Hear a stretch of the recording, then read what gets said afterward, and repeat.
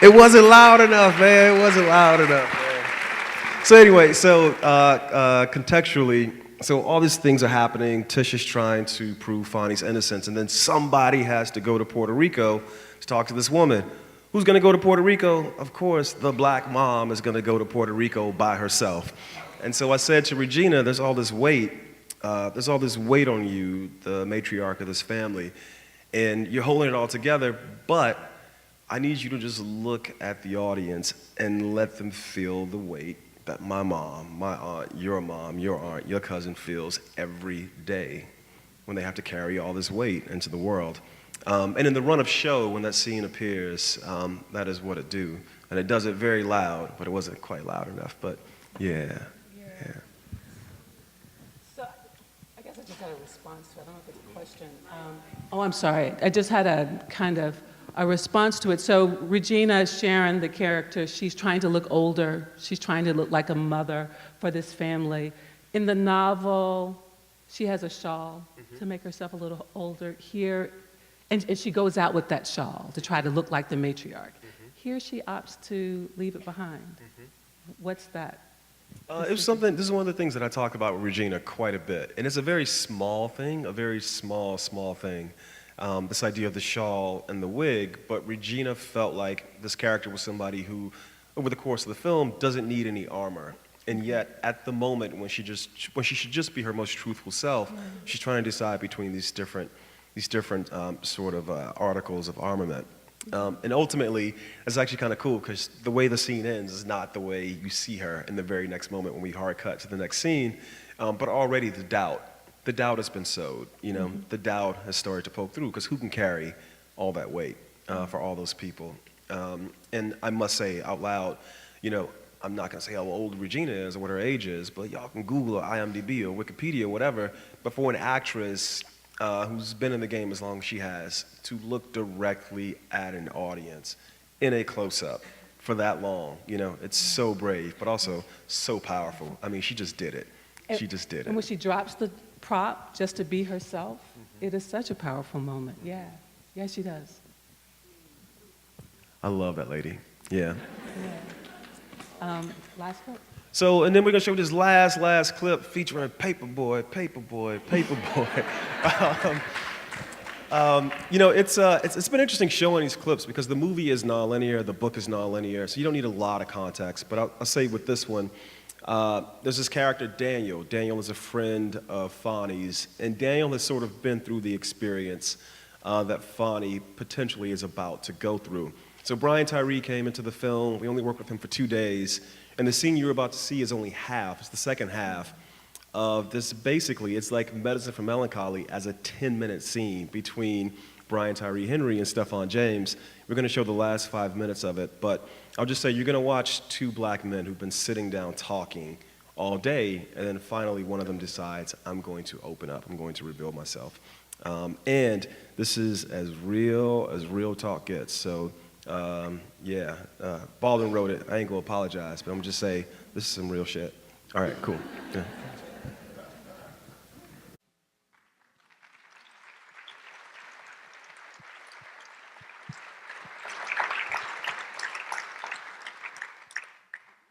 So for that clip, I really didn't have a question.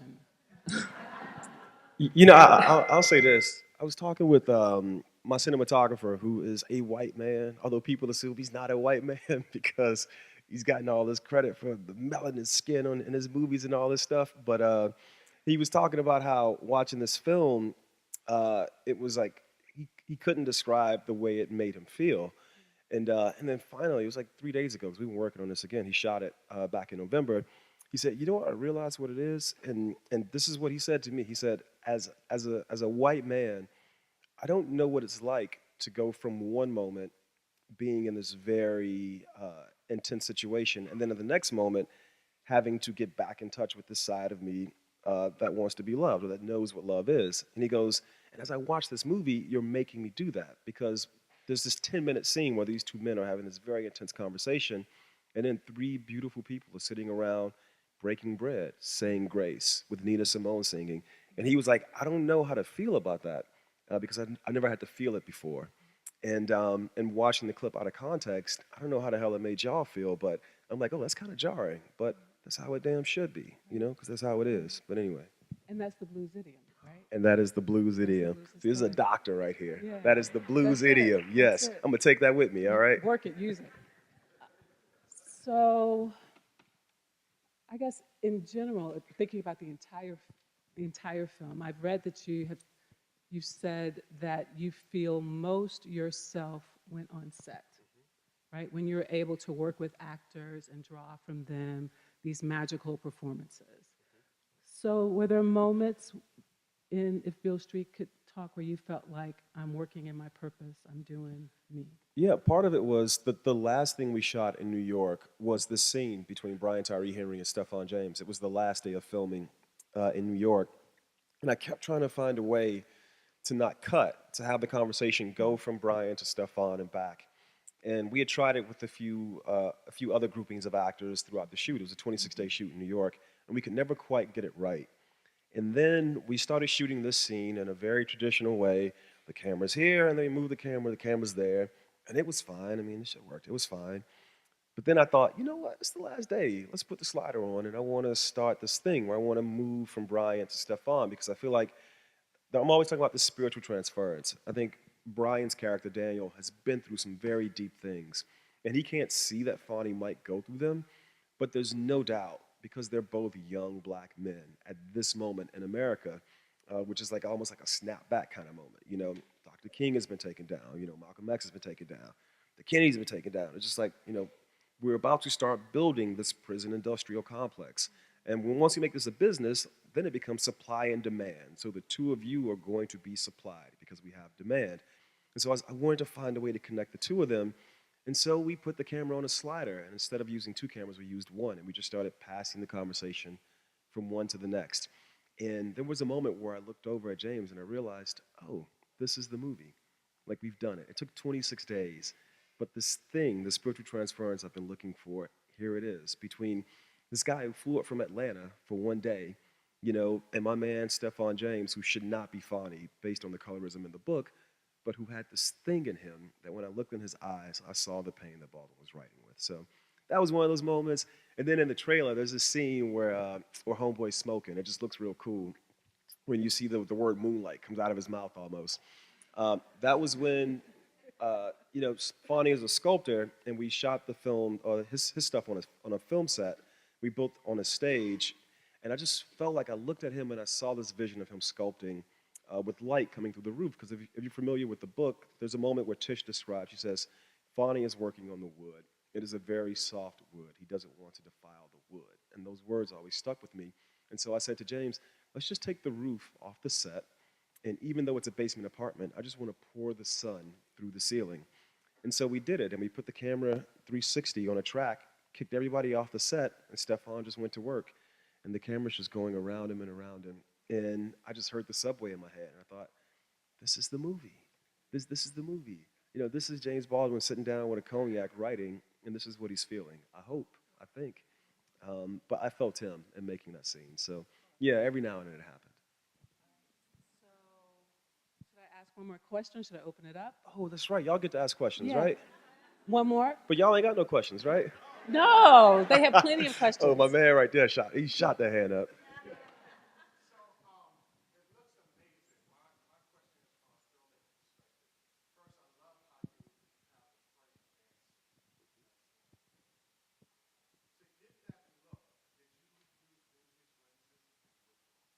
No, we actually went the opposite direction. So this movie shot on the Alexa 65, which is it's like the biggest format digital camera you can use right now. And because of that, the aspect ratio is 2:1, so it's a very odd aspect ratio. It's not 2:39, which Moonlight was. It's not anamorphic. But we tested vintage lenses, and there was a truthfulness to them. But instead, if you saw Star Wars Rogue One, this movie was shot on the exact same lenses as Star Wars Rogue One. So very, very new, sharp digital lenses. And we relied on, there's many different aspects of the filmmaking process. Our production designer was just amazing. And so again, I said, I was in this building Thurgood Marshall lived in. I said, I want that. He brought an 85-year-old man out of retirement to build the set of Bank Street. where Daniel and where Stephan and Brian are having that conversation, a man came out of retirement to build that on a soundstage. So I think the vintage patina you're feeling, it's in all the elements, but it's not in the lenses, bruh. The lenses are as new can be, man. Super sharp.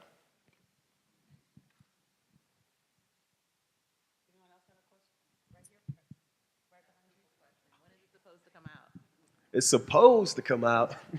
Man, I love it. On November 30th. It'll be out November 30th. But we're going to do film festivals before that. So it'll be at the New York Film Festival in October. It'll be at Toronto Film Festival in September. And then a few, hey, to the Canadians who are proud to be from Canada right now. Yes. But yeah, November 30th.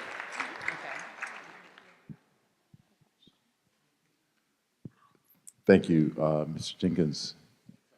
Oh, Okay, cool. I got you. You've done us justice. And that is beautiful work. My question for you is one of validation.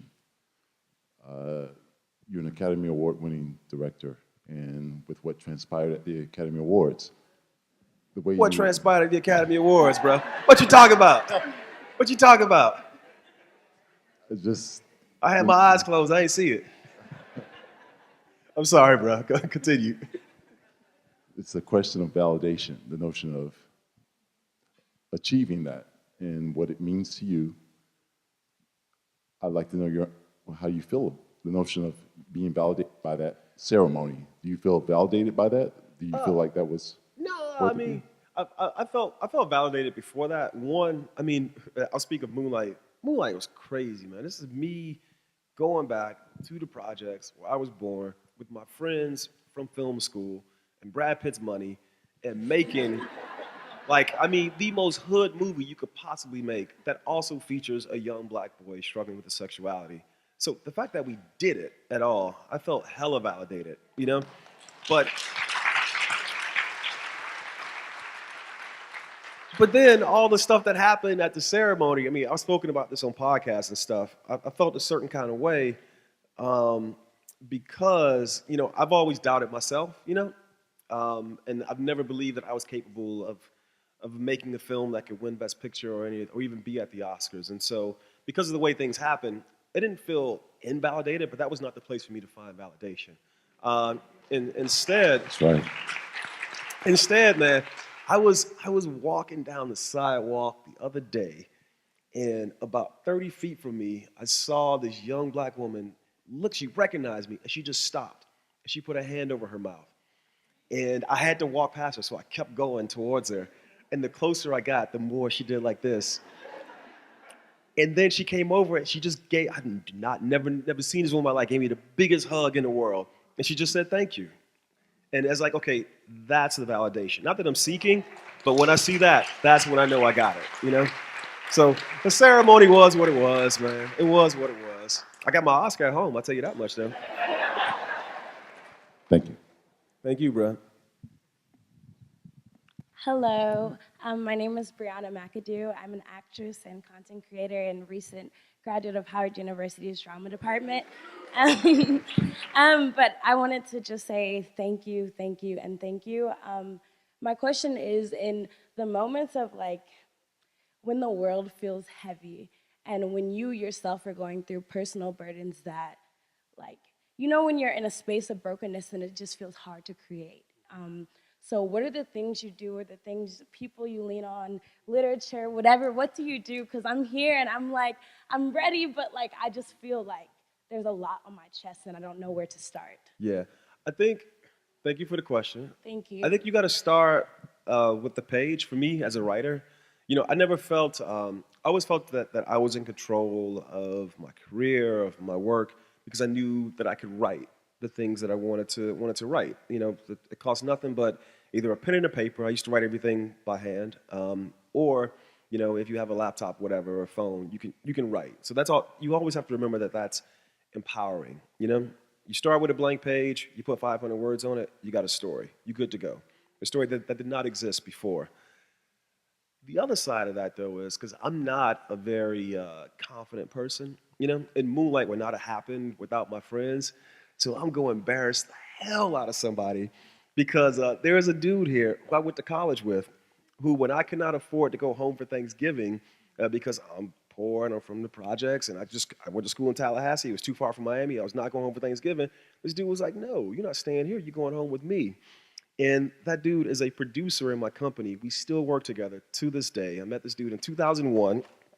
And I will say, between Medicine for Melancholy and Moonlight, when I thought I cannot make another film, I'm done, he was one of the people who said, that is unacceptable. You know, you have too much to say. You have to make this film. So Mark, would you stand up, bruh? Please. This is Mark Sariak. I met this dude at college. I met him at college. And I gotta say, I never met somebody from a redneck town until I met this guy. I had all kinds of preconceptions and whatnot, but I went home with him and we've been best friends ever since. And I will say, I worked at Harpo Films for this director, Darnell Martin. Mark and I have been tied at the hip. Mark started working for Darnell's agent, literally a block from where I went to work. We would ride together to work every day. And now I have a film company, and there are 4 of us in it, and he is one of them. So long story short, find folks who believe in you, make those people your friends, and then just keep with them. Just keep with them. Because when you can't get yourself up, they will get you up. All right? All right. Hello, Mr. Jenkins. My name's Cottrell Guidry. I had the pleasure of asking you a question at your screening of Moonlight in West Hollywood at the Soho House, and I'm super excited to ask you more questions now. Hopefully this is a better answer. I remember that night. Hopefully this is a better answer, bro. No, you gave me an amazing answer to my question, and I'm sure it'll be great. My question for you is, did you have this project presented to you? It's a 2-part question, so this is the first question. Did you have this project presented to you, or did you choose it yourself? And then the second question is, was there fear in transcribing one of the greatest authors of all times? Obviously, bro. Obviously. Yeah, I understand. You can't ask the question that way. I mean, obviously, yeah. Oh, okay. So what did you do to get through that? Fear, or wanting to bring the justice to this beautiful work? Yeah. So the first part is a 2-part answer. This book came to me because a woman broke up with me, a young woman broke up with me, and in breaking up with me said, "You need to read James Baldwin," and that was, I'm dead serious. I'm dead serious. And so that was my introduction to James Baldwin. I'm just telling the truth. I'm just telling the truth. But then the second part was, there was no real pressure writing this because I didn't think I'd get to make it. I didn't have the rights to the book when I adapted it. You know, at some point you got to bet on yourself.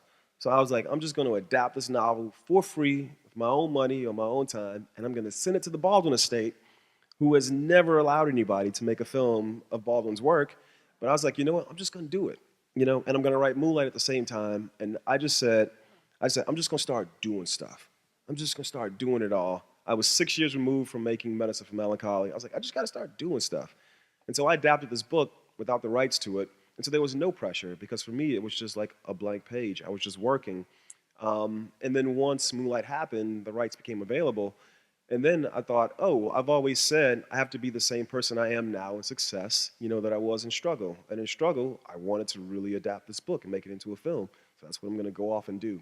So it was all self-generated in a certain way, except for when that girl broke up with me. She said, you need to read James Baldwin.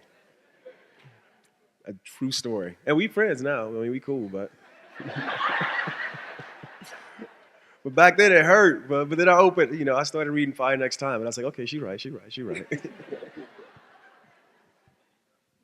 Hi, Mr. Jenkins. My name is Avery. I'm 14 years old, and I'm starting high school in the fall. I got accepted into Baltimore School of the Arts in the film program. I want to be a director. What advice would you give me? Thank you for the question. One, you're already ahead of the game because I didn't get into this until I was like 21, 22. There just happened to be a film school at the place where I was attending college. So I'm glad you're getting a head start on it. I think you have to follow your heart. tell the stories that you really want to tell. But the biggest advice I give to someone who is definitely as young as you, because usually I get that question from people who are 22 and graduating undergrad, is to be patient with yourself. Just be really patient. People think, oh, Barry Jenkins is an overnight sensation. I'm 38 years old. You were what, 13, 14, something like that. So I think you should be proud that you got into this school. I imagine it's very difficult to get into, and take that pride and that energy, and just remember that you are good enough, and just be patient with yourself, and just keep trying to find your voice, and just write, and then find folks who appreciate your writing, and just write some more. All right? Good luck with that. It's like the first week of school, right? Hello, Mr. Jenkins. So, I'm a senior at Amherst College. I'm a theater and dance and black studies double major. So, James Baldwin is quite familiar to me. So, I'm an actor, and I was wondering, because I imagine you've had to collaborate in terms of like adaptations for quite a while now, and I wonder, like, because I'm trying to figure out this whole collaborating with people thing as I go on my as I go on my artistic journey, and I was just wondering, like, what do you look for in your collaborators in order to bring these stories to life? Yeah, I look for somebody who, the person's got to care as much as I do. I like to, the way I write my screenplays, I'm very detailed. I probably overwrite my screenplays. I overwrite my screenplays. I'll admit it. I don't give a damn. I overwrite my screenplays because when I give it to the actor, the producer, the production designer, the cinematographer, I want them to feel the things that I feel. I want them to really be able to viscerally experience the things that I put into the text. Because once I do that, I want them to take possession of it. So I think it is a collaboration for sure. But I want people to not expect me to tell them every single thing that must be done. I want somebody to take the character and then bring it back to me and go, this is what this character needs to do. And then that creates, collaboration is a very cool word. I think it's more about a dialogue, a conversation between me and the actor, me and the cinematographer, me and the production designer. We're all just sort of trying to figure out, what's in my head, what's in your head, and then what needs to be in the character's heart.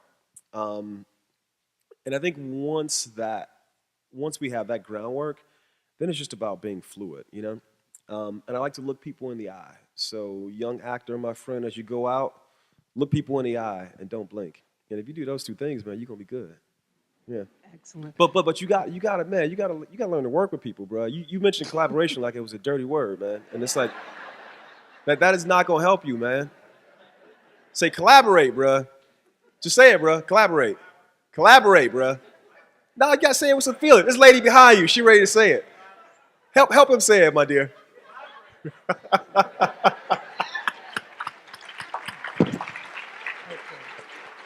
Thank you. Hey, thank you, bruh. That's going to be our last question for the evening. Please join me in thanking Barry Jenkins. Thank y'all. For being, you were amazing. Are you going to address the audience? Thank you so much. You were amazing. Thank you. Absolutely.